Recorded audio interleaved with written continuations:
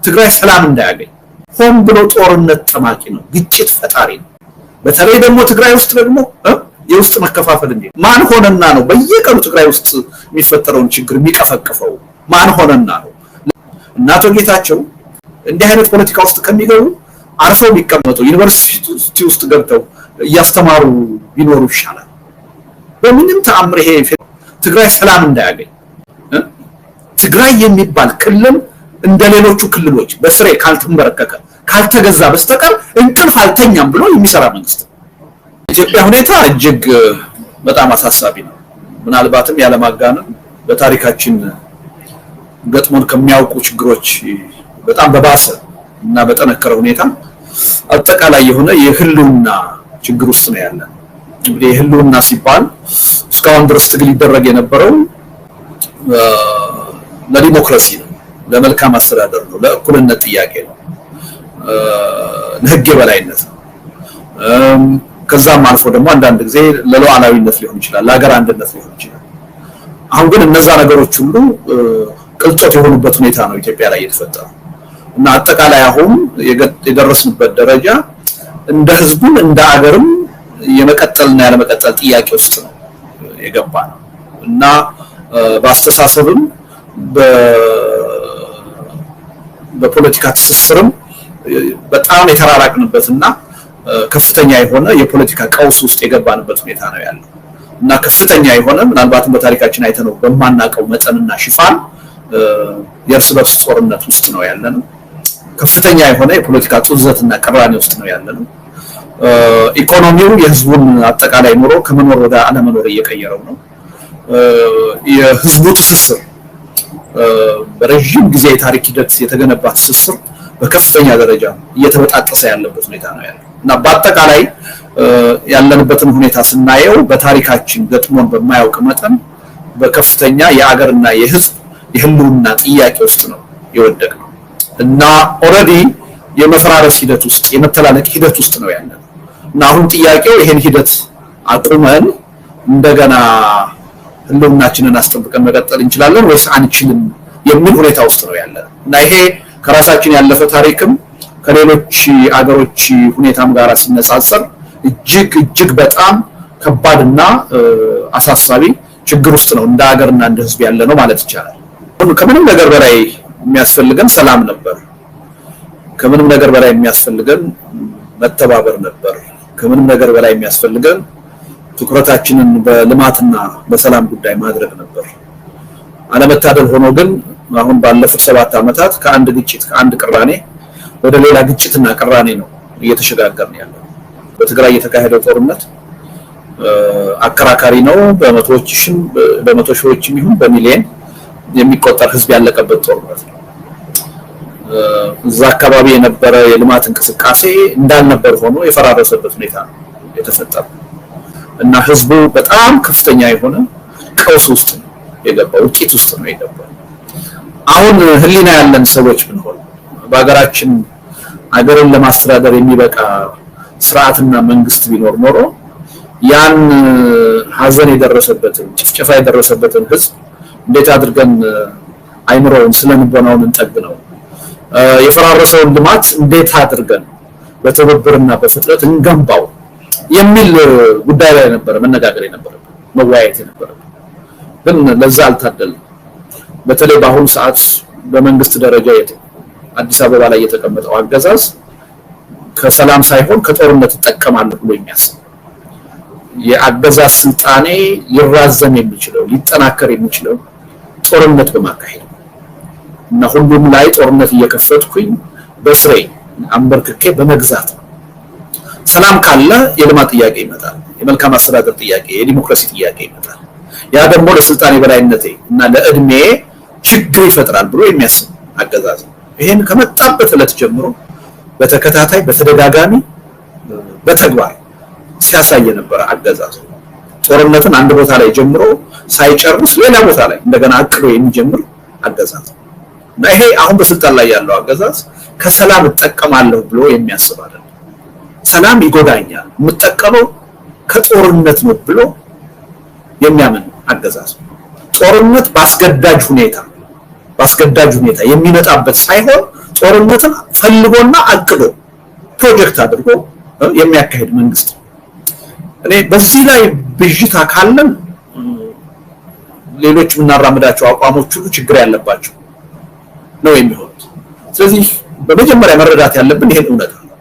በስልጣን ላይ ያለው መንግስት በምንም ተአምር ከሰላም እጠቀማለሁ ብሎ የማያምን፣ በውይይት በድርድር ፖለቲካ የማያምን፣ ጦርነት ጠማቂ አገዛዝ መሆኑ ማንረዳ ከሆነ በዚህ ጉዳይ ላይ ብዥታ ካለን እሱን ተከትሎ በሚመጡ አመለካከቶች ሁሉ አስቸጋሪ ሁኔታ ውስጥ ነው።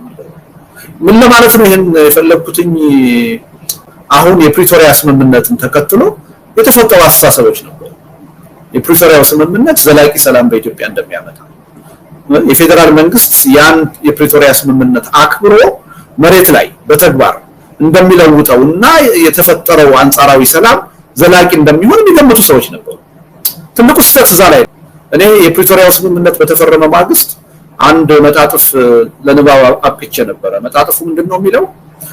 የፕሪቶሪያውን ስምምነት በሚመለከት ያስደስታል፣ ያሳዝናል፣ ያሳስባል ነው ያሉት። ምክንያቱም ያ ስምምነት መንግስት ቅልቦና ኖሮት ወይም ሁለቱ ተዋጊ ኃይሎች ቅልቦና ኖሯቸው በቃ ከዚህ በኋላ ጦርነት በቃ ችግራችንን በውይይት በድርድር መፍታት አለብን ብለው የተደረገ ስምምነት አለ። በሁኔታዎች አስገዳጅነት ጦርነቱን ወደፊት ለመቀጠል ካለመቻል እና ጊዜ ለመግዛት ከመፈለግ የተደረገ ስምምነት። በተግባር ስምምነቱ ከተፈረመ በኋላ ያየነው ይሄ ስምምነቱን መሬት ላይ የመፈጸም ሳይሆን እንደገና ተጠናክሮ ሌላ ዙር ጦርነት ሲመጣ የበለጠ አሸናፊ ሆኜ እወጣለሁ ብሎ ማሰብ የተጀመረው። ስለዚህ እኔ ትልቁ መገንዘብ ያለብን ነገር በስልጣን ላይ ያለው አገዛዝ በሰላም በውይይት በድርድር የሚያምን አይደለም እና አሁንም ቢሆን የተፈጠሩትን ሁኔታዎች ገጣጥመን ስናያቸው ከትግራይ አካባቢ ሌላ ጦርነት ሊመጣ እያንዣበበ እንደሆነ እኔ ግልጽ ይመስለኛል። የጊዜ ጉዳይ። አሁን አንዳንድ አልተቋጩም የሚባሉ የዲፕሎማሲ የፕሮፓጋንዳ ስራዎች ስላሉ በተለይ በስልጣን ላይ ያለው መንግስት ጦርነት ጀማሪ መስሎ መታየት ስለማይፈልግ ያ በዲፕሎማሲ ረገድ ዋጋ ያስከፍለኛል ብሎ ስለሚያምን የተሻለ ጊዜና ሁኔታ እየጠበቀ ነው እንጂ ጦርነቱን ለማስነሳት ወስኗል። ኦሬዲ እውነቱን ለመናገር እንደውም በእኔ እምነት የሚካሄዱትን ፕሮፓጋንዳዎች ዝግጅቶች ካየን ጦርነቱ ኦሬዲ ተጀምሯል። ያልተጀመረው ውጊያው ነው፣ ተኩሱ ነው ያልተጀመረው። ተኩሱም አንዳንድ ቦታ ላይ በተለያዩ ሰበቦች እየተጀመረ እንደሆነ እያየ እና እጅግ በሚያሳዝን ሁኔታ እንደገና ምናልባትም ደግሞ ያለፈውን ጥፋት እልቂት ሊያስንቅ የሚችል ሌላ ጦርነት እየመጣብን እንደሆነ ስጋት ውስጥ የሚከት ሁኔታ ውስጥ ነው ያለው እና እኔ ምንም አይነት ጦርነት በኢትዮጵያ ምድር እንዲቀጥል እንዲኖር አልፈልግም። በተጨባጭ ግን ያለውን ሁኔታ መሬት ላይ በጣም እጅግ ውስብስብ የሆነ ከባድ የሆነ በአዲስ የኃይል አስተላለፍ የበለጠ ህዝብ ጨራሽ የሆነ የበለጠ ኢኮኖሚ አውዳሚ የሆነ ጦርነት ከፊታችን እየመጣ እንደሆነ ነው የሚሰማኝ እና በጣም አሳሳቢ ሁኔታ ውስጥ ነው ያለነው ብዬ ነው የማምነው። እንግዲህ ምንድነው ቅድም እንዳልኩት በብዙ የሀገሪቱ አካባቢዎች ነው ጦርነት ያለው። በብዙ አካባቢዎች ጦርነት አለ። በአንዳንድ አካባቢዎች ደግሞ ቅራኔዎች አሉ፣ ግጭቶች አሉ፣ ስጋቶች አሉ። አሁን ከፍተኛ ጦርነት አለ የሚባለው ኦሮሚያ ላይ ጦርነት አለ። ይሄ ጦርነት 7 ዓመት የፈጀ ነው።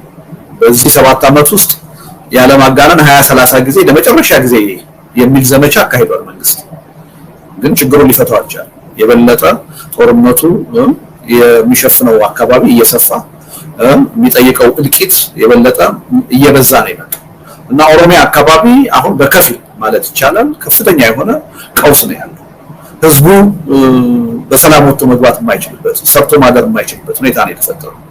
ልጆቹ በየቀኑ የሚታሰሩበት ያለ አግባብ የሚገደሉበት የሚጨፈጨፉበት ሁኔታ ነው ያለው እና ትልቅ ከፍተኛ የሆነ ቀውስ ውስጥ ነው ኦሮሚያ የገባው።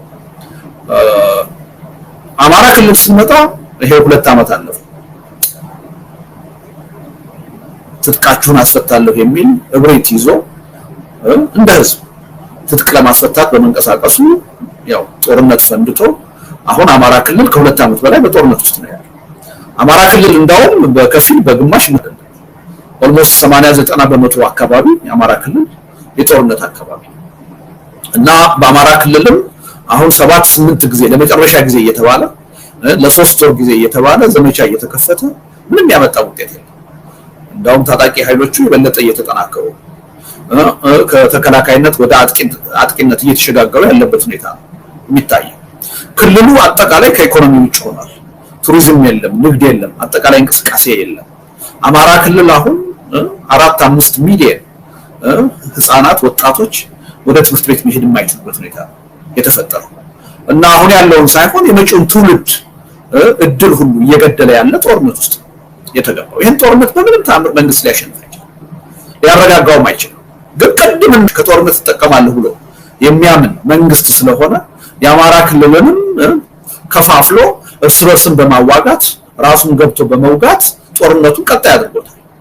የትግራይ አካባቢ ያው ከፕሪቶሪያ ስምምነት በኋላ በተወሰነ ደረጃ አንጻራዊ የሆነ አትሊስት የጥይት መተኮስ ጉዳይ ቆሟል የሚል ሁኔታ ተፈጥሮ ነበር። አሁንም ቢሆን የትግራይ ኃይሎች ካልጠፉ በስተቀር እንቅልፍ አልተኛም ብሎ ስለሚያስብ ማዕከላዊ መንግስቱ አሁንም ለአንድና ለመጨረሻ ጊዜ ትግራይ ያለውን ኃይል ማንበርከክ አለብኝ ብሎ የጦርነት ዝግጅት ውስጥ ነው ያለው።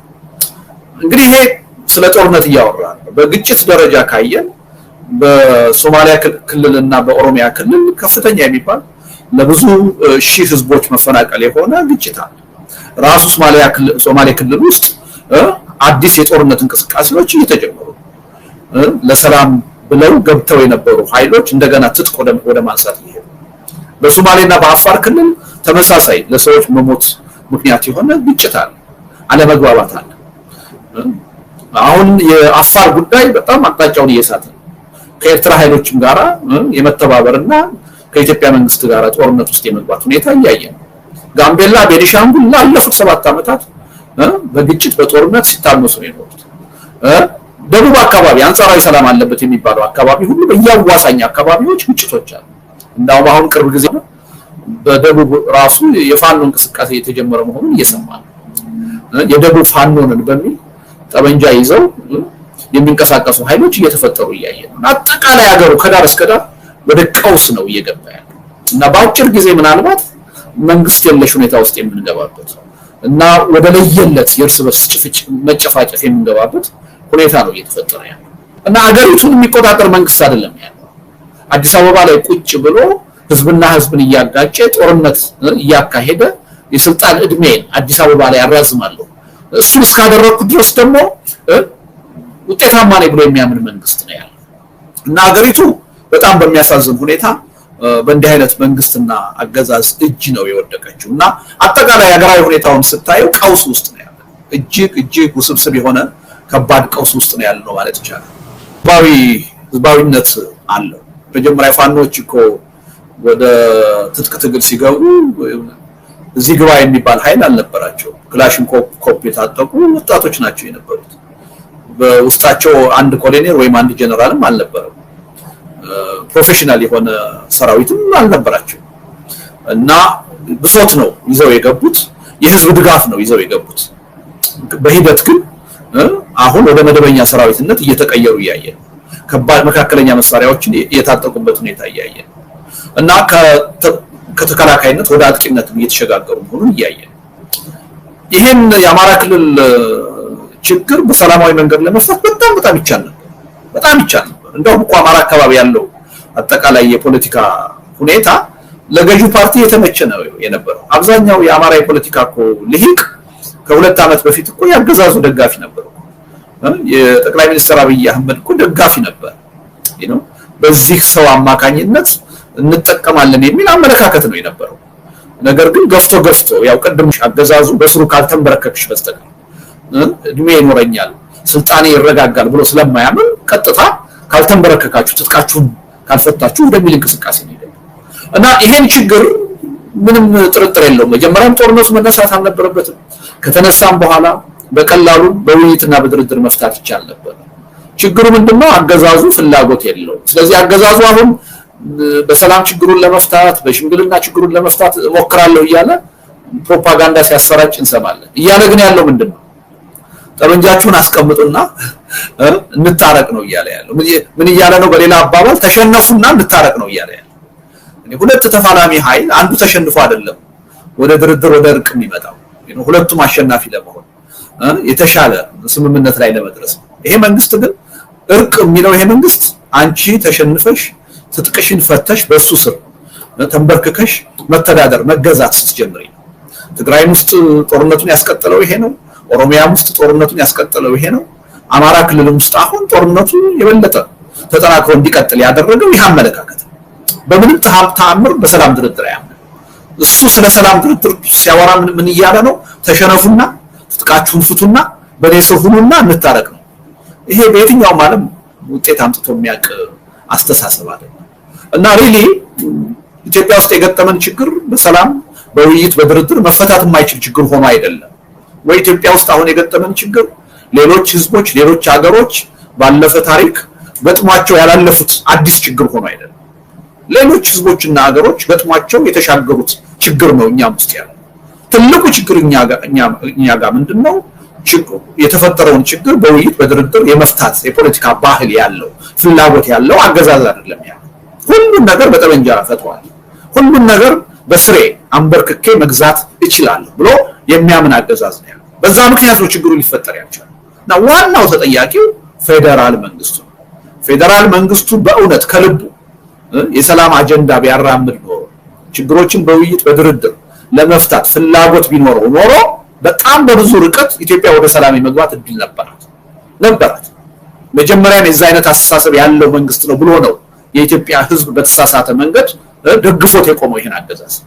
ነገር ግን ይሄ መንግስት መወደድን አይደለም የፈለገው፣ መከበርን አይደለም የፈለገው። ይሄ መንግስት የፈለገው መፈራት በኃይል ማንበርከክ እንደፈለገው። በዚህ ምክንያት ነው ግጭቶች የሚፈጠሩት፣ ግጭቶች ደግሞ ወደ ጦርነት እየተቀየሩ ያሉት። እና ምንም በሰላማዊ መንገድ ከዚህ በኋላ ከዚህ መንግስት ጋር ተነጋግሮ የመፍታት እድል ያለ አይመስለኝም። ተስፋ መቆረጥ የለበትም የህዝብ ህልውና ጉዳይ ስለሆነ አሁንም ቢሆን ይሄ መንግስት ጫና ሊደረግበት ይገባል በሰላም በውይይት በድርድር ችግሩን እንዲፈታ። ግን ደግሞ በጥያቄ የሚመጣ ለውጥ የለም። ስለጠየቅ ነው ይሄን መንግስት ስለተማጸን ነው ወደ ሰላም ይመጣል ማለት አይደለም። እሱን ማድረጋችን መቆም የሌለበት ቢሆንም ይሄ መንግስት ከዚህ በኋላ የሰላምን አማራጭ ሊቀበል የሚችለው ወዶ አይደለም፣ ተጠይቆ አይደለም፣ በትግል ተገዷል። ከዚህ ውጪ ይሄ መንግስት በጥያቄ በፍላጎት ወደዛ አቅጣጫ ይሄዳል ብሎ የሚያስብ ሰው ካለ እኔ የኢትዮጵያ የፖለቲካ ሁኔታ በአግባቡ አልገባውም የሚል እምነት ነው ያለኝ። የፕሪቶሪያው ስምምነት ከተጻፈ ዘመናት አልፈዋል። ገና ስምምነቱ በተፈረመ ማግስት ጠቅላይ ሚኒስትሩ ወጥተው የሰጡትን መግለጫ በማግስቱ ማለት ነው ራሱ ስምምነቱን በሚመለከት የሰጡት መግለጫ ስምምነቱን ጥሶታል። የፌደራል መንግስት በፕሪቶሪያ ስምምነት 100% የሚፈልገውን አግኝቷል፣ አሸናፊ ሆኗል ብለው የሰጡት ይሄ ስቴትመንት ከፕሪቶሪያ ስምምነት መንፈስ ውጪ ነው፣ የጣሰ ነው። አንዱን አሸናፊ ሌላውን ተሸናፊ አድርጎ የሚያቀርብ ቅስቀሳ ነው። ይቺ ንግግር የተካሄደችው የፕሪቶሪያ ስምምነት በተፈረመ በማግስቱ ነው። ሎጂ ሄደው የሰጡት መግለጫ ወደ ደቡብ አካባቢ። ከዛ በኋላ በነበሩት ሂደቶች ሁሉ ይሄ ስምምነት በየቀኑ ሲጣስ ነው። የአገዛዙ ልሳናት በየቀኑ ሲጥሱት ነው ያሉት። እና ወደፊት የሚጣስ አድርገን አናቅርበው ማለት ነው፣ ወይም ደግሞ ቅርብ ጊዜ እንደተጣስ አድርገን አናቅርበው። በአጠቃላይ በሂደቱ ሲጣስ የነበረው ተከብሮ አያውቅም። ከመጀመሪያው የውሸት ነው። ይሄ ላይ የጠራ ግንዛቤ ቢኖረን ጥሩ ነው። አላማጣ ላይ የሆነውን ነገር ሰምቻለሁ። እንዴት ያ ነገር ተፈጠረ፣ ማን ነው ጉዳዩን የፈጸመው የሚለው ምንም መረጃ የለኝም። መረጃ በሌለኝ ሁኔታ ከሌ ነው የፈጸመው ከሌ ነው እንዲህ ያደረገው ወይም ከሌ ነው ተጠያቂው ልል አልችልም። በሰዎቹ ላይ በዜጎች ላይ የሆነው ነገር በጣም የሚያሳዝን ነው። መንግስት ቢኖር ኖሮ እንደዚህ አይነት ሁኔታ የሚከሰትበት ሁኔታ ባልኖረ ነበር። ነገር ግን አሁን የዜጎች ህይወት የዜጎች ህልውና ትልቅ የሆነ አደጋ ውስጥ ነው። የዛ መገለጫ ነው ብዬ ወስዳለሁ። ዝርዝር የሆነ መረጃ ስለሌለኝ አንድን አካል ተጠያቂ አድርጌ አስተያየት ልሰጥ አልችልም። ነገር ግን ከሱ ጋር በተያያዘም ሆነ ከዛ በፊት ከዛም በኋላ በእናቶ ጌታቸው አካባቢ የሚሰጡ አስተያየቶች ፌደራል መንግስት ጣልቃ ገብቶ ይሄን ችግር ይፍታ የሚለው ቅድም የተናገርኩትን ነገር ካለመረዳት ልለው አልችልም። መቀበል ካለመፈለግ የሚደረግ ንግግር ነው። አንድ ሰው የፌደራል መንግስት ጣልቃ ገብቶ ችግር ይፍታ ብሎ ካለኝ ለኔ ለራሱም ክብር የለውም። ሁኔታውን የፖለቲካ ግምገማው ስህተት ነው ምናምን አይደለም። በእናቶ ጌታቸው ደረጃ እንደዛ አይነት ያስተሳሰብ ስህተት ይኖራቸዋል የሚል እምነት የለኝም። ግን ከራሳቸው ጋር ተጣልተዋል ብዬ ነው። ትግራይ ውስጥ ያለን ችግር አንድ ሰው በአደባባይ ወጥቶ የፌደራል መንግስት ይፍታልኝ ካለኝ እኔ የፖለቲካ ሞቷል ብዬ ነው።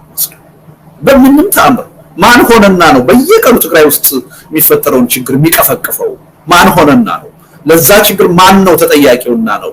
አሁን የፌደራል መንግስት አንድ ችግር የተፈጠረን ችግር ትግራይ ውስጥ ገብቶ እንዲፈታልን እንጠይቅ። እኔ ሪሊ በዛ ደረጃ የሚሰጡ አጠቃላይ አስተያየቶች ከራስ ጋር መጣላት ናቸው ብዬ ነው የምወስደው። ከእውነት ጋር መጣላት ናቸው። ከዛ በላይ ከራስ ጋር መጣላት ናቸው። እና አቶ ጌታቸው ቢያቆሙት ይሻላል እንዲህ አይነቱ ነገር። እንዲህ አይነት ፖለቲካ ውስጥ ከሚገቡ አርፈው ቢቀመጡ ዩኒቨርሲቲ ውስጥ ገብተው እያስተማሩ ቢኖሩ ይሻላል። በምንም ተአምር ይሄ ፌደራል መንግስት እንኳንስ ትግራይ ሌላም ክልል ውስጥ ገብቶ የሚፈታው ችግር የለም። ቅድም እንዳልኩት ሆን ብሎ ጦርነት ጠማቂ ነው፣ ግጭት ፈጣሪ ነው።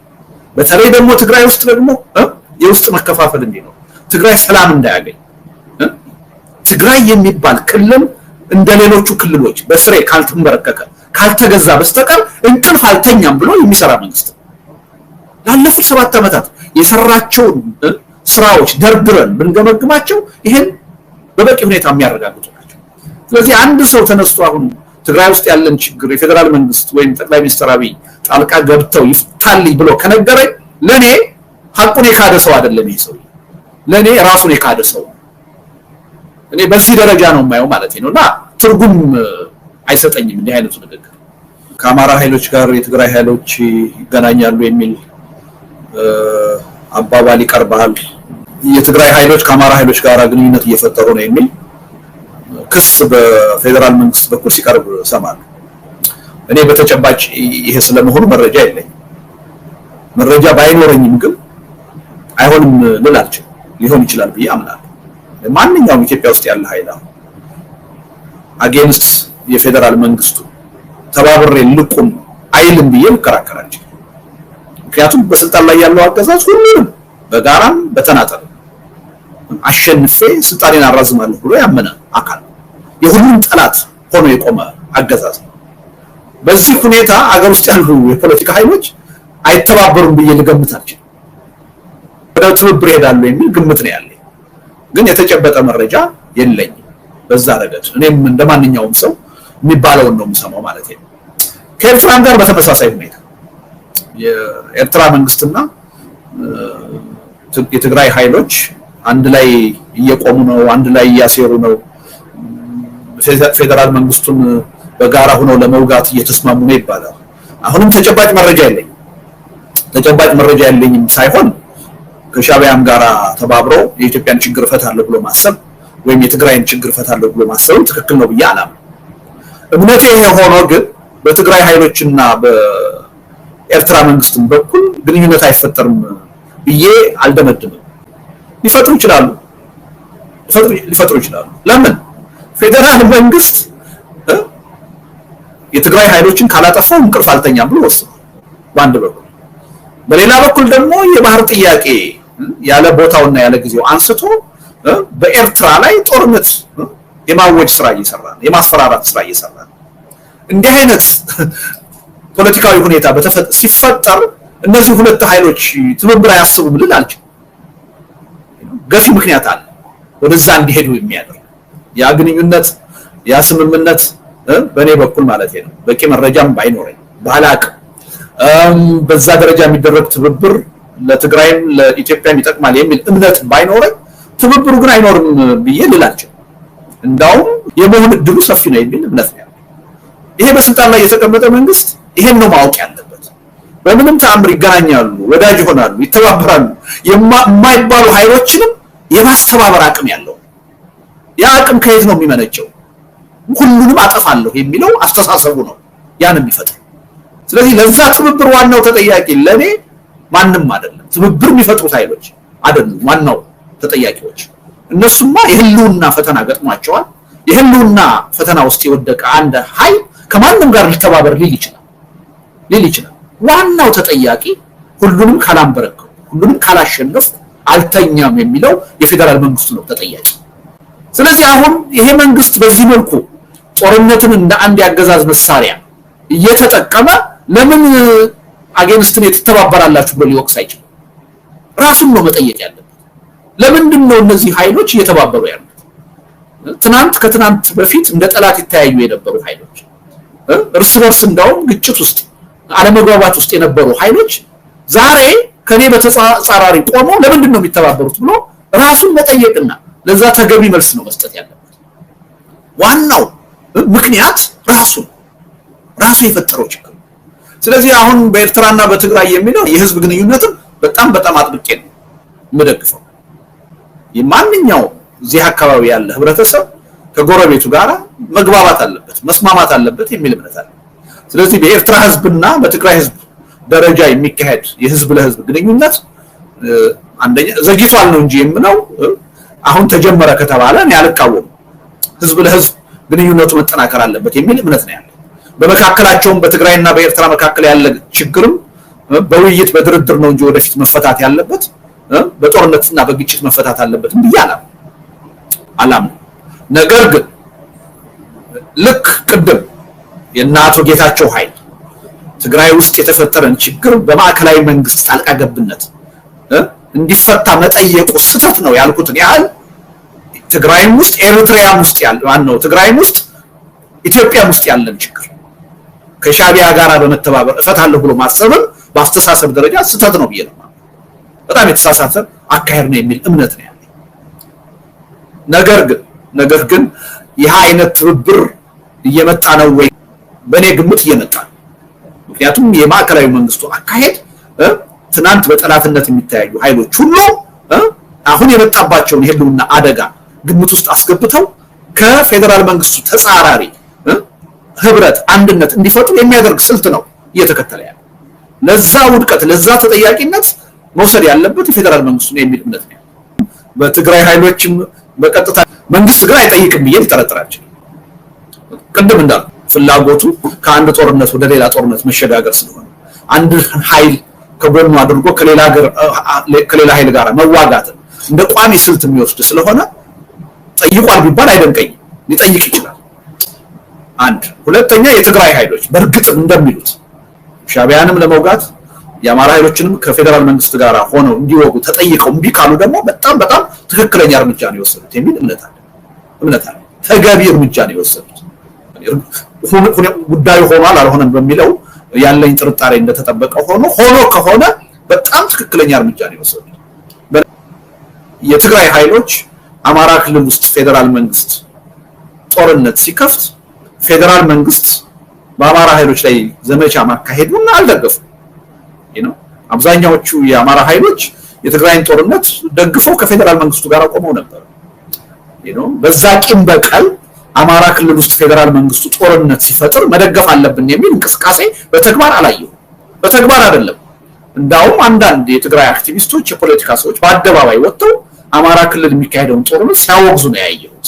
ይሄ ትልቅ ብስለት ነው፣ ትልቅ ጨዋነት ነው፣ ተገቢ እርምጃ ነው የሚል እምነት ነው ያለኝ። ስለዚህ ምናልባት ተጠይቀው እንደዛ አይነት አናደርገውም ቢሉ አይደንቀኝም። ሊሉ የሚችሉበት ሁኔታ መኖሩን በተግባርም አይቻለሁ ማለት ነው።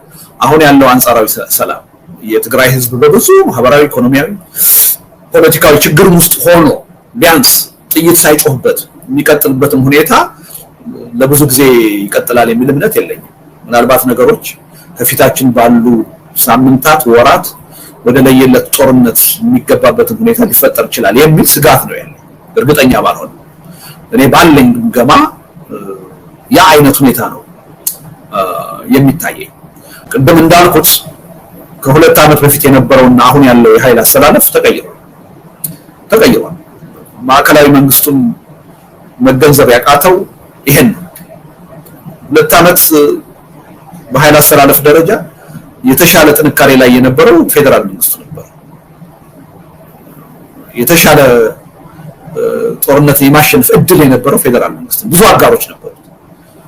አሁን ላይ ባለው ተጨባጭ ሁኔታ፣ አሁን ላይ ባለው የፖለቲካ ኃይል አስተላለፍ ግን ፌደራል መንግስቱ ከማንኛው የፖለቲካ ኃይል በታች ነው። ጥንካሬ የመሸነፍ እድሉም ሰፊ ነው። ይሄን በትክክል መሬት ላይ ያለውን እውነታ ማንበብ መገንዘብ አልቻለም፣ አይጠበቅም ከሱ። ምክንያቱም በጣም ሪስክ ወሳጅ መንግስት ነው። ባልተገቡ ግምቶችና ሂሳቦች ነው ትልልቅ እርምጃዎችን የሚወስደው ትልልቅ ውሳኔዎችን የሚወስነው እና አሁንም ከጦርነት ተጠቀማለሁ ጦርነትን አሸንፋለሁ ብሎ ወደ ጦርነት ቢገባ አይደንቀኝም ሁልጊዜ የተሳሳተ ሂሳብ ውስጥ ነው የሚገባው እንደዛ አይነት ሂሳብ ውስጥ ባይገባ ኖሮ ኦሮሚያም አማራም ትግራይም እስካሁን የተካሄዱት ጦርነቶች ውስጥ አይገባም ነበር ስለዚህ አሁንም እኔ ሰላማዊ ሁኔታ ይመጣል የሚል ተስፋ የለኝም እንዲመጣ የምፈልገው ሰላም ነው እንዳለመታደል ሆኖ ግን ወደፊት እየመጣ ያለው እንዳውም የባሰ ቀውስ ውስጥ የሚከት ኢትዮጵያን ብቻ አይደለም አካባቢውን ወደ አጠቃላይ ትርምስ ውስጥ የሚያስገባ የለየለት ሪጂናል የሆነ ጦርነት ውስጥ ምንገባ ነው የሚመስለኝ እና ዶክተር ደብረጽዮን 360 ከዚህ በኋላ አንከበብም ያሉት እውነት ይመስለኛል እውነት ነው አሁን ከጀርባ የሱዳን ነባራዊ ሁኔታ ተቀይሯል የኤርትራ ነባራዊ ሁኔታ ተቀይሯል የኤርትራ ኃይሎች ከአብይ ጋር ቆመው የትግራይ ህዝብ ገብተው የጨፈጨፉበት ሁኔታ ነው የነበረው የትግራይን የኢኮኖሚ ተቋማት በአደባባይ በፀሐይ ያወደሙበት ሁኔታ ነው የነበረው አሁን ግን ሁኔታዎች ተቀይረው ያው ቅድም እንዳወራ ነው የሚወራው ከትግራይ ኃይሎች ጋር እየተነጋገሩ እንደሆነ ህብረት ለመፍጠር እየተዘጋጁ እንደሆነ ስለዚህ እውነት ነው ከጀርባ አሁን የመከበብ ሁኔታ የለም ኢቭን ከፊት ለፊት ከወሰድን ከሁለት ዓመት በፊት የነበረው የአማራ ሁኔታና አሁን ያለው ሁኔታ አንድ አይደለም የዛሬ 2 ዓመት በተካሄደው ጦርነት የትግራይ ኃይሎች ወደ አማራ ክልል ሲገቡ እንደወራሪ ነበር ወዲያው ነው የተቆጠሩት ወዲያው ሁሉም ሊፋለማቸው ነበር የተነሳ አሁን ያለው ሁኔታ እንደዛ አይመስልም አይ የትግራይ ኃይሎችም እኛም የምንጠፋበት ሁኔታ ነው የተፈጠረው በስልጣን ላይ ያለው አገዛዝ የሰሜኑን ኃይል አዳክሞ ስልጣኑን ለማራዘም እየሰራ ነው ነቅተንበታል ስለዚህ እንደው መተባበር ነው ያለብን የሚል አስተሳሰብ ከጊዜ ወደ ጊዜ እያደገ ነው ይመጣ እና ይሄን ከጀርባም ከጎንም ከፊትም የኃይል አስተላለፉ እየተቀየረ እና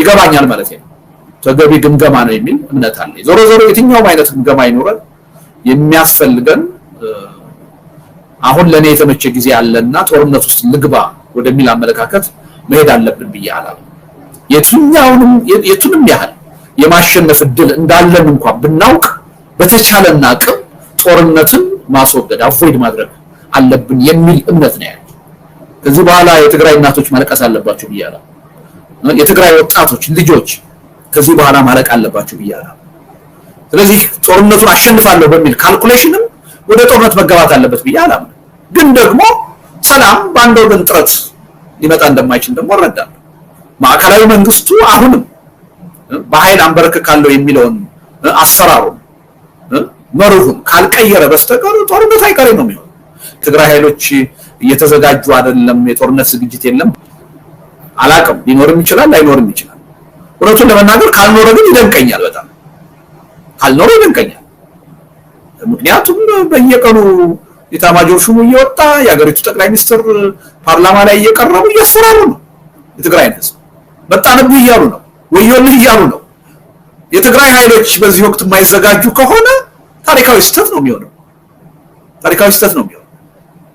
ግን እየተዘጋጁ ነው ወይስ አይደለም የማውቀው ነገር የለም እና ሪሊ የኃይል አስተላለፉ አሁን ተቀይሮ ግን ቢቀየርም ያን የኃይል አስተላለፍ መሰረት አድርጎ ዛሬ ከትናንት የተሻለ የማሸነፍ እድል አለኝ ብሎ ወደ ሌላ ዙር ጦርነት መግባት ግን አሁንም ትልቅ ስህተት ነው የሚል እምነት ነው ያለው እና ማንኛውም ኃይል የትግራይ ኃይሎች አፍጥጦ ጦርነቱ እስካልመጣባቸው ድረስ አሁንም ህልውናቸውን የሚፈታተን ጦርነት በይፋ እስካልተከፈተባቸው ድረስ ራሳቸውን ከጦርነት ማቀብ አለባቸው ብያምናለሁ አቅማቸውና ሁኔታው በፈቀደ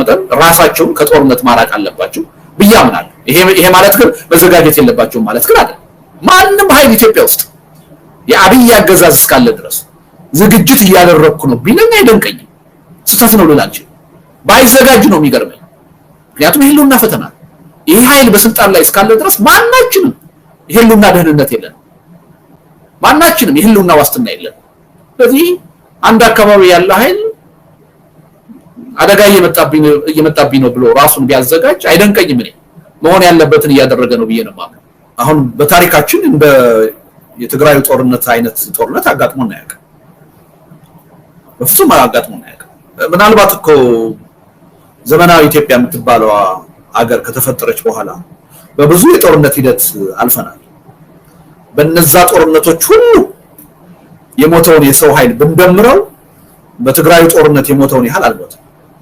በነዛ ጦርነቶች ሁሉ የፈረሰውን የኢኮኖሚ መዋቅር ብንደምረው በነዛ እዛ ጦርነት የወደመውን ያህል አልወደመም። ኦሮሚያም የአማራ ክልልም ተመሳሳይ ነገር ነው እየተካሄደ ያለው። አማራ ክልል አነሰም አደገም ከነ ድክመቱ በ27 ዓመቱ የኢህአዴግ ስርዓት የተገነቡ መሰረተ ልማቶች እንዳልነበሩ ሆነው እየፈረሱ ህዝቡ እያለቀ ነው። ትምህርት ቤት አትሊስት ከነጥራት ጉድለቱ አክሰስ ተፈጥሮለት ትምህርት ቤት የሚሄድ የነበረው ትውልድ አሁን ትምህርት ቤት የማይማርበት ሁኔታ ተፈጥሯል። አነሰም አደገም በአምቡላንስ ክሊኒክ ጤና ጣቢያ መድረስ የሚችሉ እናቶች ለመውለድ አሁን አምቡላንስ እንኳን መጠቀም የማይችሉበት ሁኔታ ተፈጥሯል።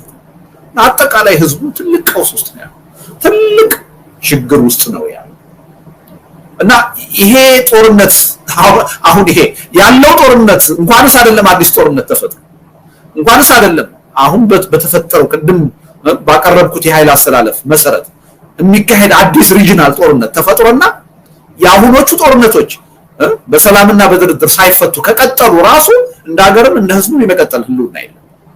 ስለዚህ ምንድነው አዲስ ጦርነት አሁን ኢትዮጵያ ውስጥ ከመጣ በተለይም ኤርትራን ያካተተ ደግሞ ጦርነት የሚካሄድ ከሆነ በዚህ የኃይል አስተላለፍ ሪሊ ኢትዮጵያ እንደ ሀገር የመቀጠል እድሏ በጣም የቀጨጨ ነው።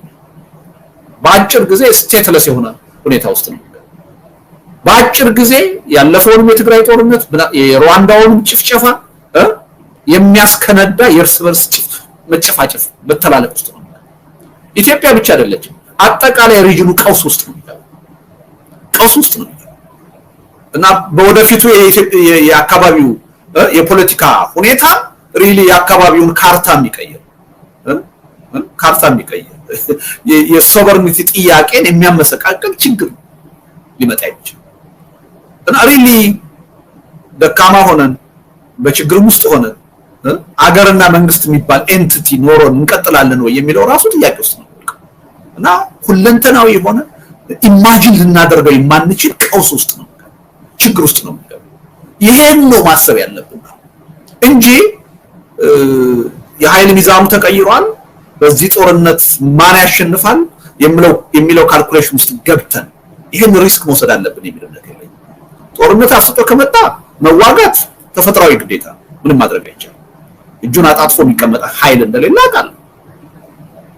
ግን በተቻለ መጠን ጦርነቱን አቮይድ ማስቀረት ነው ያለው የምለው። ከዚህ ጦርነት ማናችንም ሰርቫይቭ ላናደርግ እንችላለን። ዛሬ የምናሸንፍ የሚመስለው ኃይል ሁላችንም በዛ ጦርነት ተሸናፊ ልንሆን ይችላል። ስቴትለስ የሆነ ሁኔታ ውስጥ ልንገባ ይችላል። አጠቃላይ የሆነ መተላለቅ ውስጥ ልንገባ ይችላል። ስለዚህ አጠቃላይ ሪጅኑ ወደ ቀውስ ውስጥ የሚገባ ለምን የውጭ ኃይሎች እጅ በስፋት ነው እዚህ አካባቢ ያለው። አሁን ታቂ ይሆናል በሱዳኑ ጦርነት ይሄው ሱዳን አሁን መንግስት የለሽ ከሆነች 3 ዓመት ሊሆናል። በሱዳኑ ጦርነት ብንቆጥራቸው ወደ 9 ሀገሮች እጃቸውን አስገብተው አሁን ሱዳን ውስጥ ያለ ጦርነት የሱዳን ኃይሎች የሚያካሂዱት ጦርነት ብቻ አይደለም። የአካባቢ ሀገሮች፣ የሩቅ ሀገሮች በፕሮክሲ በርቀት የውክልና ጦርነት የሚያካሂዱበት የጦር አውድማ ነው የሆነው ሱዳን። በብዙ እጥፍ የባሰ ነው የሚሆነው አሁን ኢትዮጵያና ኤርትራ አካባቢ ይሄ ጦርነት ቢፈነዳ በብዙ እጥፍ የውጭ ኃይሎች እጅ ይገባበታል። በብዙ እጥፍ የውጭ ኃይሎች መፋለሚያ አውድማ ነው። ዓለማት ሁሉ የሚሰሩት የጦር መሳሪያ መሞከሪያ ነው፣ መፈተሻ ነው። ትልቅ ቀውስ ነው የሚፈጠረው እና ይሄን ግንዛቤ ውስጥ አስገብተን ራሳችን ለመከላከል ህልውናችን ለማስጠበቅ መዘጋጀታችን እንደተጠበቀ ሆኖ አቅምና ሁኔታው በፈቀደ መጠን ግን ከልባችን ለፕሮፓጋንዳ አይደለም፣ ለዲፕሎማሲ አይደለም፣ ለፒአር ስራ አይደለም፣ ከልባችን ለህዝባችን ደህንነት ስንል ጦርነትን ማስወገድ ነው ያለብን። ጦርነትን ማስቀረት ነው ያለብን። እስከ መጨረሻዋ ደቂቃ ድረስ መረባረብ ያለብን ጦርነት እንዳይፈነዳ ነው የሚል እምነት ነው ያለው። ምክንያቱም ሊመጣ የሚችለው ቀውስ we can't imagine ማድረግ አይቻልም የሚል እምነት ነው ያለው። የኢትዮጵያ ሁኔታ እጅግ በጣም አሳሳቢ ነው። ምናልባትም ያለማጋነን በታሪካችን ገጥሞን ከሚያውቁ ችግሮች በጣም በባሰ እና በጠነከረ ሁኔታ አጠቃላይ የሆነ የህልውና ችግር ውስጥ ነው ያለን። እንግዲህ የህልውና ሲባል እስካሁን ድረስ ትግል ይደረግ የነበረው ለዲሞክራሲ ነው፣ ለመልካም አስተዳደር ነው፣ ለእኩልነት ጥያቄ ነው፣ ለህግ የበላይነት ነው። ከዛም አልፎ ደግሞ አንዳንድ ጊዜ ለሉዓላዊነት ሊሆን ይችላል፣ ለሀገር አንድነት ሊሆን ይችላል። አሁን ግን እነዛ ነገሮች ሁሉ ቅልጦት የሆኑበት ሁኔታ ነው ኢትዮጵያ ላይ የተፈጠረው እና አጠቃላይ አሁን የደረስንበት ደረጃ እንደ ህዝቡም እንደ ሀገርም የመቀጠልና ያለመቀጠል ጥያቄ ውስጥ ነው የገባ ነው እና በአስተሳሰብም በፖለቲካ ትስስርም በጣም የተራራቅንበትና ከፍተኛ የሆነ የፖለቲካ ቀውስ ውስጥ የገባንበት ሁኔታ ነው ያለው እና ከፍተኛ የሆነ ምናልባትም በታሪካችን አይተነው በማናውቀው መጠንና ሽፋን የእርስ በርስ ጦርነት ውስጥ ነው ያለነው። ከፍተኛ የሆነ የፖለቲካ ጡዘትና ቅራኔ ውስጥ ነው ያለነው። ኢኮኖሚው የህዝቡን አጠቃላይ ኑሮ ከመኖር ወደ አለመኖር እየቀየረው ነው። የህዝቡ ትስስር በረጅም ጊዜ የታሪክ ሂደት የተገነባ ትስስር በከፍተኛ ደረጃ እየተበጣጠሰ ያለበት ሁኔታ ነው ያለው እና በአጠቃላይ ያለንበትን ሁኔታ ስናየው በታሪካችን ገጥሞን በማያውቅ መጠን በከፍተኛ የአገርና የህዝብ የህልውና ጥያቄ ውስጥ ነው የወደቅነው እና ኦልሬዲ የመፈራረስ ሂደት ውስጥ የመተላለቅ ሂደት ውስጥ ነው ያለነው እና አሁን ጥያቄው ይሄን ሂደት አቁመን እንደገና ህልውናችንን አስጠብቀን መቀጠል እንችላለን ወይስ አንችልም የሚል ሁኔታ ውስጥ ነው ያለነው እና ይሄ ከራሳችን ያለፈ ታሪክም ከሌሎች አገሮች ሁኔታም ጋር ሲነጻጸር እጅግ በጣም ከባድና አሳሳቢ ችግር ውስጥ ነው እንደ ሀገርና እንደ ህዝብ ያለ ነው ማለት ይቻላል። ከምንም ነገር በላይ የሚያስፈልገን ሰላም ነበር። ከምንም ነገር በላይ የሚያስፈልገን መተባበር ነበር። ከምንም ነገር በላይ የሚያስፈልገን ትኩረታችንን በልማትና በሰላም ጉዳይ ማድረግ ነበር። አለመታደል ሆኖ ግን አሁን ባለፉት 7 ዓመታት ከአንድ ግጭት ከአንድ ቅራኔ ወደ ሌላ ግጭትና ቅራኔ ነው እየተሸጋገርን ያለው። በትግራይ የተካሄደው ጦርነት አከራካሪ ነው። በመቶ ሺዎችም ይሁን በሚሊዮን የሚቆጠር ህዝብ ያለቀበት ጦርነት ነው። እዛ አካባቢ የነበረ የልማት እንቅስቃሴ እንዳልነበር ሆኖ የፈራረሰበት ሁኔታ ነው የተፈጠረው እና ህዝቡ በጣም ከፍተኛ የሆነ ቀውስ ውስጥ ነው የገባው፣ እልቂት ውስጥ ነው የገባው። አሁን ህሊና ያለን ሰዎች ብንሆን በሀገራችን ሀገርን ለማስተዳደር የሚበቃ ስርዓትና መንግስት ቢኖር ኖሮ ያን ሀዘን የደረሰበትን ጭፍጨፋ የደረሰበትን ህዝብ እንዴት አድርገን አይምሮውን ስለንቦናውን እንጠግነው፣ የፈራረሰውን ልማት እንዴት አድርገን በትብብርና በፍጥነት እንገንባው የሚል ጉዳይ ላይ ነበር መነጋገር የነበረብን መወያየት የነበረብን። ግን ለዛ አልታደልንም። በተለይ በአሁኑ ሰዓት በመንግስት ደረጃ አዲስ አበባ ላይ የተቀመጠው አገዛዝ ከሰላም ሳይሆን ከጦርነት ተጠቀማለሁ ብሎ የሚያስብ የአገዛዝ ስልጣኔ ሊራዘም የሚችለው ሊጠናከር የሚችለው ጦርነት በማካሄድ እና ሁሉም ላይ ጦርነት እየከፈትኩኝ በስሬ አንበርክኬ በመግዛት ነው። ሰላም ካለ የልማት ጥያቄ ይመጣል፣ የመልካም አስተዳደር ጥያቄ፣ የዲሞክራሲ ጥያቄ ይመጣል። ያ ደግሞ ለስልጣኔ በላይነቴ እና ለእድሜ ችግር ይፈጥራል ብሎ የሚያስብ አገዛዝ ነው። ይሄን ከመጣበት ዕለት ጀምሮ በተከታታይ በተደጋጋሚ በተግባር ሲያሳይ የነበረ አገዛዝ ነው።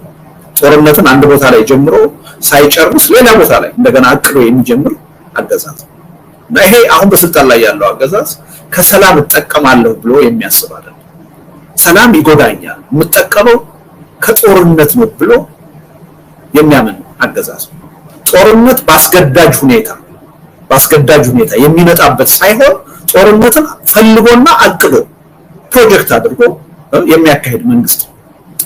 እኔ በዚህ ላይ ብዥታ ካለን ሌሎች የምናራምዳቸው አቋሞች ሁሉ ችግር ያለባቸው ነው የሚሆኑት። ስለዚህ በመጀመሪያ መረዳት ያለብን ይሄን እውነት ነው። በስልጣን ላይ ያለው መንግስት በምንም ተአምር ከሰላም እጠቀማለሁ ብሎ የማያምን፣ በውይይት በድርድር ፖለቲካ የማያምን ጦርነት ጠማቂ አገዛዝ መሆኑ ማንረዳ ከሆነ በዚህ ጉዳይ ላይ ብዥታ ካለን እሱን ተከትሎ በሚመጡ አመለካከቶች ሁሉ አስቸጋሪ ሁኔታ ውስጥ ነው። ምን ለማለት ነው ይሄን የፈለኩትኝ? አሁን የፕሪቶሪያ ስምምነትን ተከትሎ የተፈጠሩ አስተሳሰቦች ነበሩ።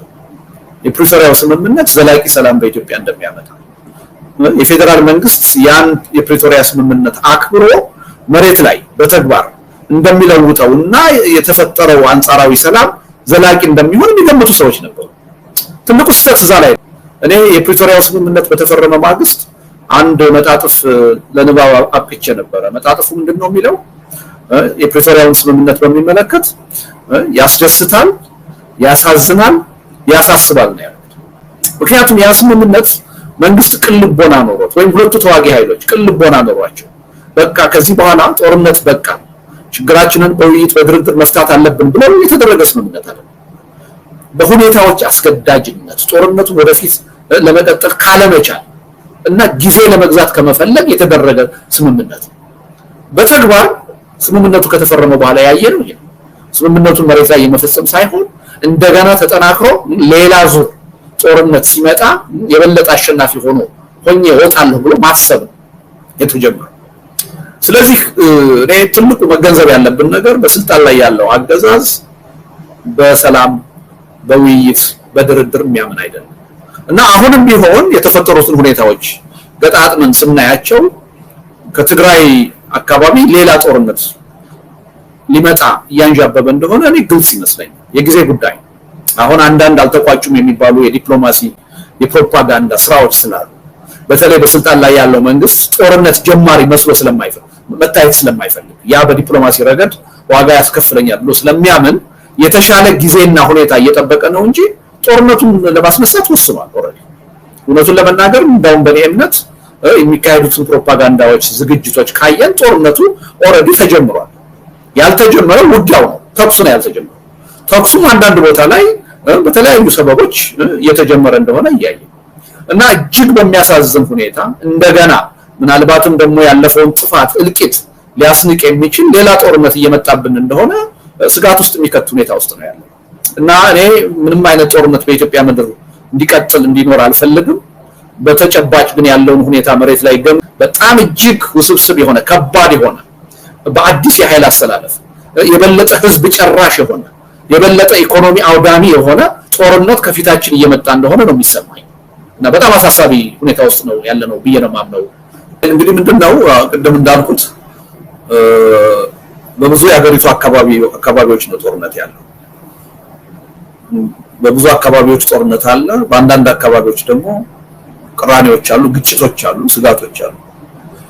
አሁን ከፍተኛ ጦርነት አለ የሚባለው ኦሮሚያ ላይ ጦርነት አለ። ይሄ ጦርነት 7 ዓመት የፈጀ ነው። በዚህ 7 ዓመት ውስጥ ያለ ማጋነን 20-30 ጊዜ ለመጨረሻ ጊዜ የሚል ዘመቻ አካሂዷል መንግስት።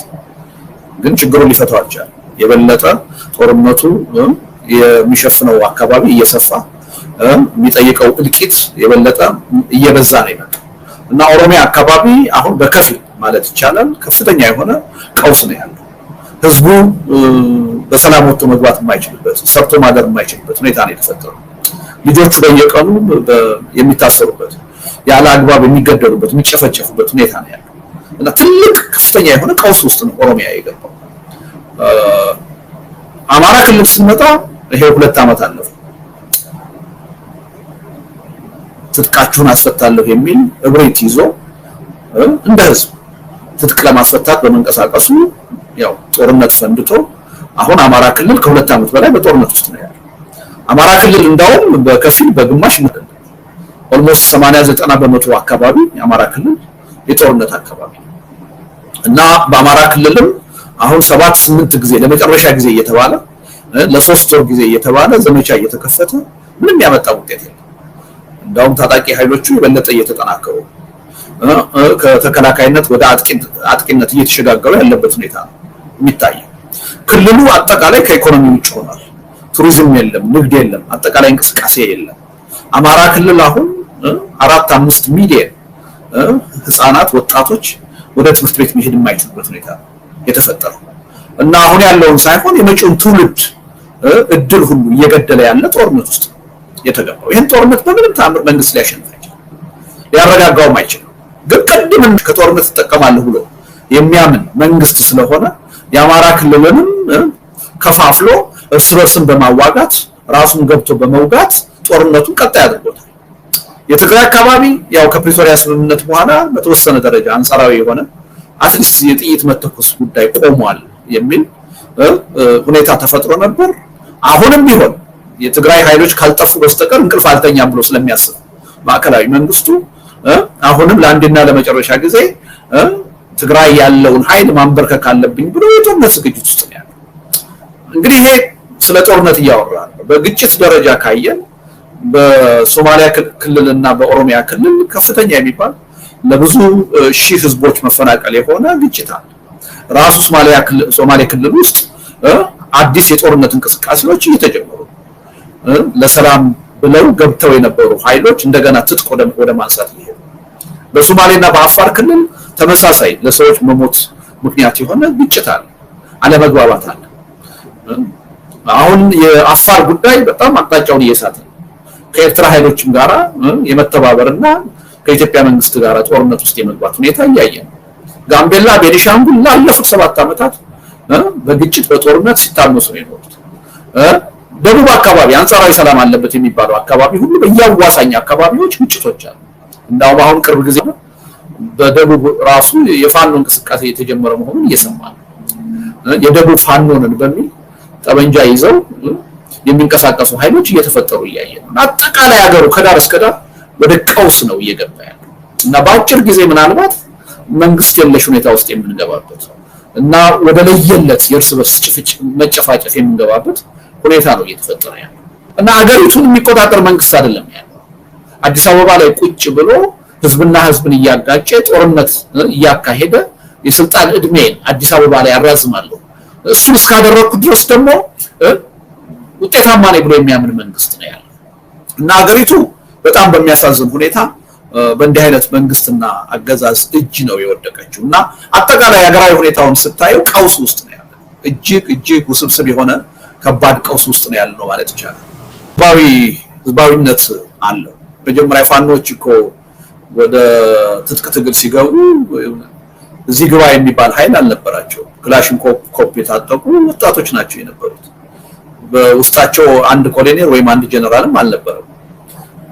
ፕሮፌሽናል የሆነ ሰራዊትም አልነበራቸው እና ብሶት ነው ይዘው የገቡት፣ የህዝብ ድጋፍ ነው ይዘው የገቡት። በሂደት ግን አሁን ወደ መደበኛ ሰራዊትነት እየተቀየሩ እያየን ከባድ መካከለኛ መሳሪያዎችን የታጠቁበት ሁኔታ እያየን እና ከተከላካይነት ወደ አጥቂነት እየተሸጋገሩ መሆኑን እያየን ይሄን የአማራ ክልል ችግር በሰላማዊ መንገድ ለመፍታት በጣም ይቻል ነበር። እንደውም እኮ አማራ አካባቢ ያለው አጠቃላይ የፖለቲካ ሁኔታ ለገዢው ፓርቲ የተመቸ ነው የነበረው። አብዛኛው የአማራ የፖለቲካ እኮ ልሂቅ ከ2 ዓመት በፊት እኮ ያገዛዙ ደጋፊ ነበር። የጠቅላይ ሚኒስትር አብይ አህመድ እኮ ደጋፊ ነበር። በዚህ ሰው አማካኝነት እንጠቀማለን የሚል አመለካከት ነው የነበረው። ነገር ግን ገፍቶ ያው ቀደም አገዛዙ በስሩ ካልተንበረከክሽ በስተቀር እድሜ ይኖረኛል ስልጣኔ ይረጋጋል ብሎ ስለማያምን ቀጥታ ካልተንበረከካችሁ ትጥቃችሁን ካልፈታችሁ ወደሚል እንቅስቃሴ ነው የገባው እና ይሄን ችግር ምንም ጥርጥር የለውም መጀመሪያም ጦርነቱ መነሳት አልነበረበትም። ከተነሳም በኋላ በቀላሉ በውይይትና በድርድር መፍታት ይቻል ነበር። ችግሩ ምንድነው? አገዛዙ ፍላጎት የለውም። ስለዚህ አገዛዙ አሁን በሰላም ችግሩን ለመፍታት በሽምግልና ችግሩን ለመፍታት ሞክራለሁ እያለ ፕሮፓጋንዳ ሲያሰራጭ እንሰማለን። እያለ ግን ያለው ምንድነው? ጠመንጃችሁን አስቀምጡና እንታረቅ ነው እያለ ያለው። ምን እያለ ነው? በሌላ አባባል ተሸነፉና እንታረቅ ነው እያለ ያለው። ሁለት ተፋላሚ ኃይል አንዱ ተሸንፎ አይደለም ወደ ድርድር ወደ እርቅ የሚመጣው። ሁለቱም አሸናፊ ለመሆን የተሻለ ስምምነት ላይ ለመድረስ ነው። ይሄ መንግስት ግን እርቅ የሚለው ይሄ መንግስት አንቺ ተሸንፈሽ ትጥቅሽን ፈተሽ በሱ ስር ተንበርክከሽ መተዳደር መገዛት ስትጀምሪ ነው። ትግራይ ውስጥ ጦርነቱን ያስቀጠለው ይሄ ነው። ኦሮሚያም ውስጥ ጦርነቱን ያስቀጠለው ይሄ ነው።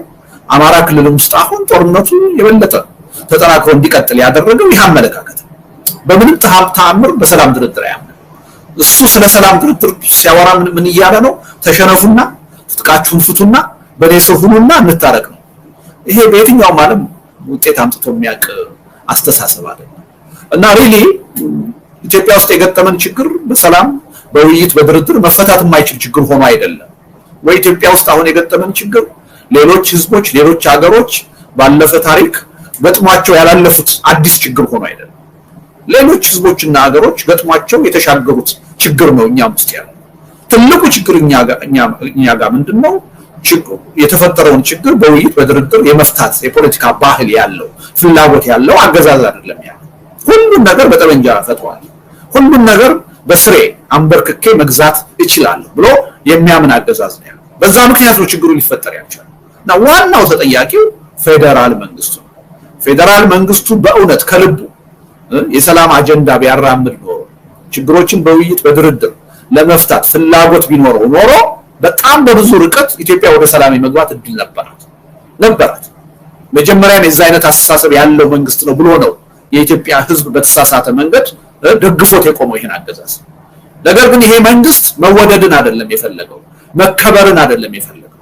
ይሄ መንግስት የፈለገው መፈራት በኃይል ማንበርከክ እንደፈለገው። በዚህ ምክንያት ነው ግጭቶች የሚፈጠሩት። ግጭቶች ደግሞ ወደ ጦርነት እየተቀየሩ ያሉት እና ምንም በሰላማዊ መንገድ ከዚህ በኋላ ከዚህ መንግስት ጋር ተነጋግሮ የመፍታት እድል ያለ አይመስለኝም። ተስፋ መቆረጥ የለበትም የህዝብ ህልውና ጉዳይ ስለሆነ አሁንም ቢሆን ይሄ መንግስት ጫና ሊደረግበት ይገባል በሰላም በውይይት በድርድር ችግሩን እንዲፈታ። ግን ደግሞ በጥያቄ የሚመጣ ለውጥ የለም። ስለጠየቅ ነው ይሄን መንግስት ስለተማጸን ነው ወደ ሰላም ይመጣል ማለት አይደለም። እሱን ማድረጋችን መቆም የሌለበት ቢሆንም ይሄ መንግስት ከዚህ በኋላ የሰላምን አማራጭ ሊቀበል የሚችለው ወዶ አይደለም፣ ተጠይቆ አይደለም፣ በትግል ተገዷል።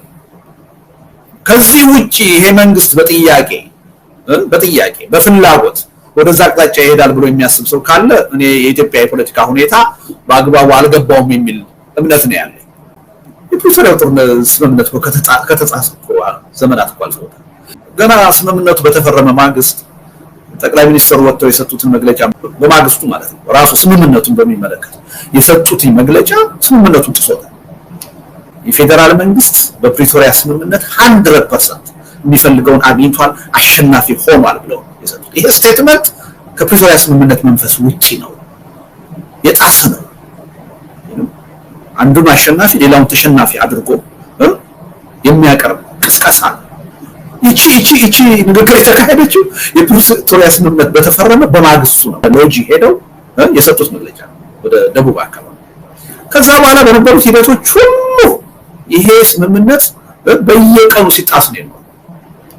የአገዛዙ ልሳናት በየቀኑ ሲጥሱት ነው ያሉት እና ወደፊት የሚጣስ አድርገን አናቅርበው ማለት ነው፣ ወይም ደግሞ ቅርብ ጊዜ እንደተጣስ አድርገን አናቅርበው። በአጠቃላይ በሂደቱ ሲጣስ የነበረው ተከብሮ አያውቅም። ከመጀመሪያው የውሸት ነው። ይሄ ላይ የጠራ ግንዛቤ ቢኖረን ጥሩ ነው። አላማጣ ላይ የሆነውን ነገር ሰምቻለሁ። እንዴት ያ ነገር ተፈጠረ፣ ማን ነው ጉዳዩን የፈጸመው የሚለው ምንም መረጃ የለኝም። መረጃ በሌለኝ ሁኔታ ከሌላ የፈጸመው ከሌላ እንዲህ ያደረገው ወይም ከሌላ ተጠያቂው ልል አልችልም። በሰዎቹ ላይ በዜጎች ላይ የሆነው ነገር በጣም የሚያሳዝን ነው። መንግስት ቢኖር ኖሮ እንደዚህ አይነት ሁኔታ የሚከሰትበት ሁኔታ ባልኖረ ነበር። ነገር ግን አሁን የዜጎች ህይወት የዜጎች ህልውና ትልቅ የሆነ አበሳ ውስጥ ነው፣ አደጋ ውስጥ ነው። የዛ መገለጫ ነው ብዬ ወስዳለሁ።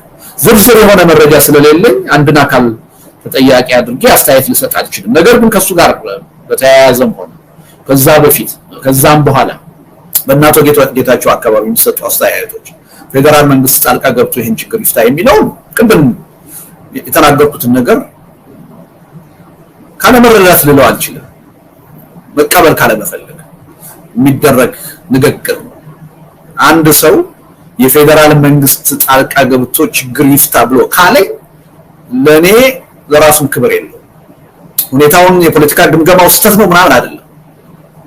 በእናቶ ጌታቸው ደረጃ እንደዛ አይነት ያስተሳሰብ ስህተት ይኖራቸዋል የሚል እምነት የለኝም። ግን ከራሳቸው ጋር ተጣልተዋል ብዬ ነው። ትግራይ ውስጥ ያለን ችግር አንድ ሰው በአደባባይ ወጥቶ የፌደራል መንግስት ይፍታልኝ ካለኝ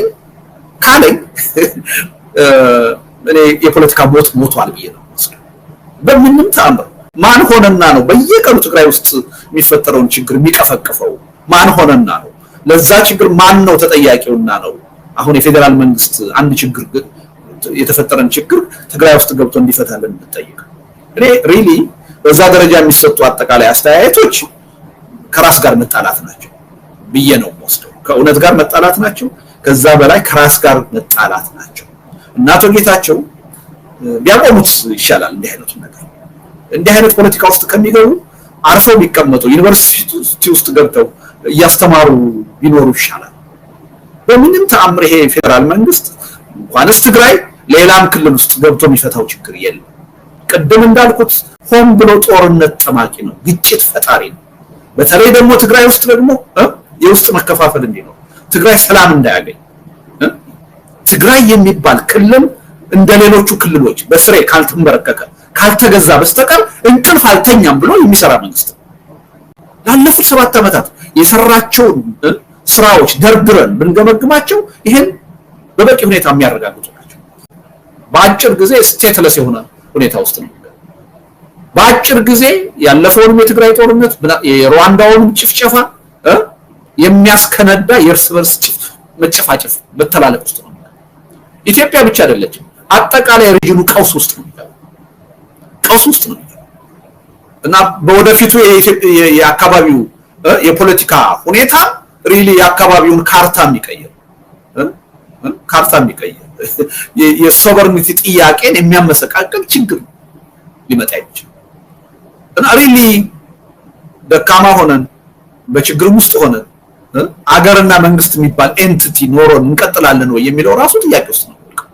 እና ሁለንተናዊ የሆነ ኢማጂን ልናደርገው የማንችል ቀውስ ውስጥ ነው፣ ችግር ውስጥ ነው።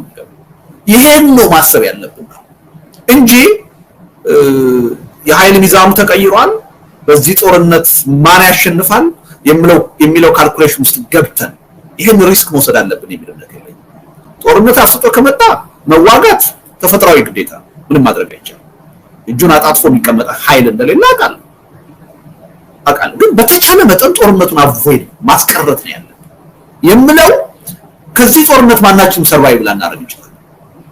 ዛሬ የምናሸንፍ የሚመስለው ኃይል ሁላችንም በዛ ጦርነት ተሸናፊ ልንሆን ይችላል።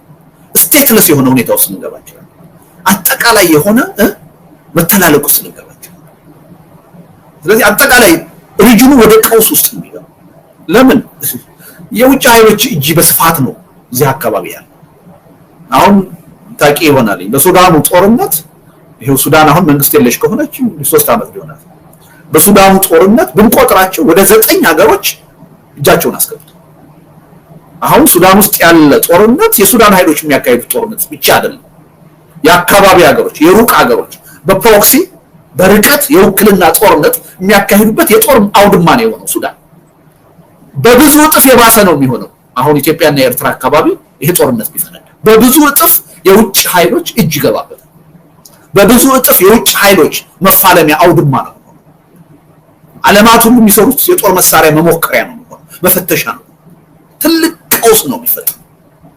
እና አሪል ይሄን ግንዛቤ ውስጥ አስገብተን ራሳችንን ለመከላከል ህልውናችንን ለማስጠበቅ መዘጋጀታችን እንደተጠበቀ ሆኖ አቅምና ሁኔታው በፈቀደ መጠን ግን ከልባችን ለፕሮፓጋንዳ አይደለም፣ ለዲፕሎማሲ አይደለም፣ ለፒአር ስራ አይደለም፣ ከልባችን ለህዝባችን ደህንነት ስንል ጦርነትን ማስወገድ ነው ያለብን። ጦርነትን ማስቀረት ነው ያለብን። እስከ መጨረሻዋ ደቂቃ ድረስ መረባረብ ያለብን ጦርነት እንዳይፈነዳ ነው የሚል እምነት ነው ያለው። ምክንያቱም ሊመጣ የሚችለው ቀውስ we can't imagine ማድረግ አይቻልም የሚል እምነት ነው ያለው።